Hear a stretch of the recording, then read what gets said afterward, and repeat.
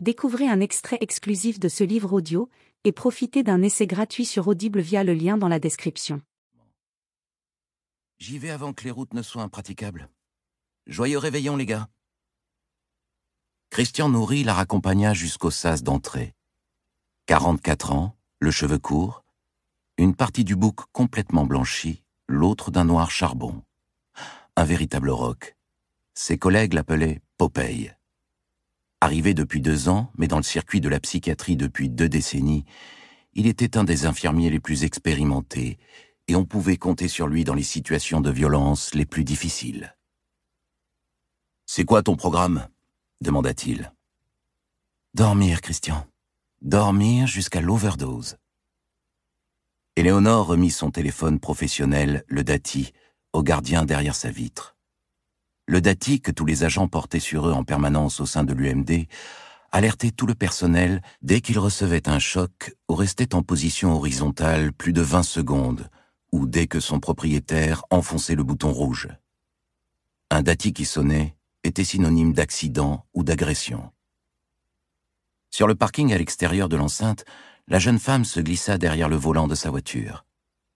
En attendant que les carreaux dégivrent, elle griffonna dans le carnet qu'elle gardait tout le temps avec elle. UMD, Julliard et Domino ne font pas bon ménage, à résoudre. 20h46, départ unité. Il neige. Humeur plutôt plus. Réveillon de Nouvel An en solo. Elle recopierait tout ça dans un cahier plus grand une fois chez elle. Éléonore avait toujours aimé écrire. Elle avait pris l'habitude depuis des années de consigner son quotidien, mais sans jamais céder à la mode des réseaux sociaux. Elle était bien plus en phase avec la bonne vieille méthode du crayon et du papier, destinée à un unique lecteur, elle-même. La masse sombre de l'UMD se dessina à travers les flocons dans le pinceau de ses phares lorsqu'elle démarra enfin. Un bâtiment austère, de plain-pied, dont l'entrée évoquait celle d'une prison. Une forteresse encerclée par un mur de 3 mètres de haut et implantée loin des regards, au fin fond de l'immense parc abritant le centre hospitalier spécialisé des Tilleuls à Chambly, dans l'Oise.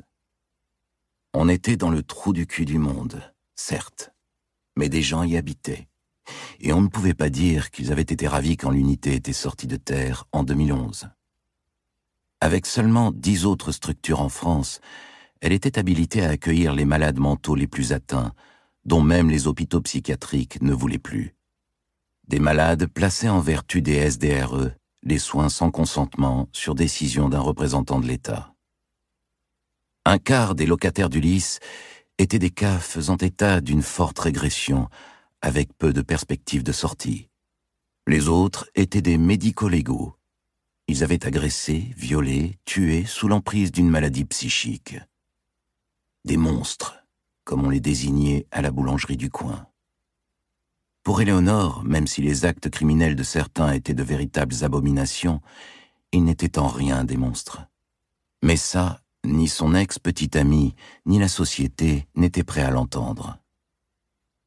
La neige habillait déjà les routes d'un blanc scintillant. De temps à autre, Éléonore distinguait les façades décorées des maisons perdues dans la campagne. Les habitants s'apprêtaient à faire la fête, à basculer vers 2023, avec l'espoir qu'elle efface cette année pourrie qu'ils venaient de traverser. Les règles imposées par le Covid avaient été un calvaire à gérer dans l'UMD. Pour elle, ce serait coquille Saint-Jacques surgelée, 2 verres de blanc et basta.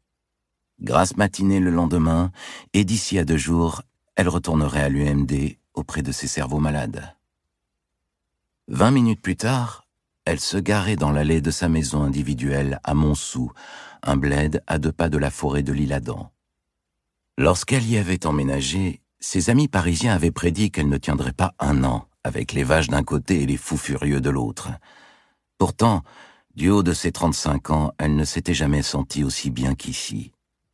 Ses années d'internat à l'I3P, l'infirmerie psychiatrique de la préfecture de police dans le 14e, avaient été un véritable enfer. Trop de misère, trop peu de moyens. Elle n'y avait pas exercé la psychiatrie, elle avait juste joué le rôle d'un chef de gare occupé à trier et redistribuer les paumés, les simulateurs, les suicidaires et les bombes à retardement vers les prisons, les HP ou la rue. Loin, bien loin de ses aspirations.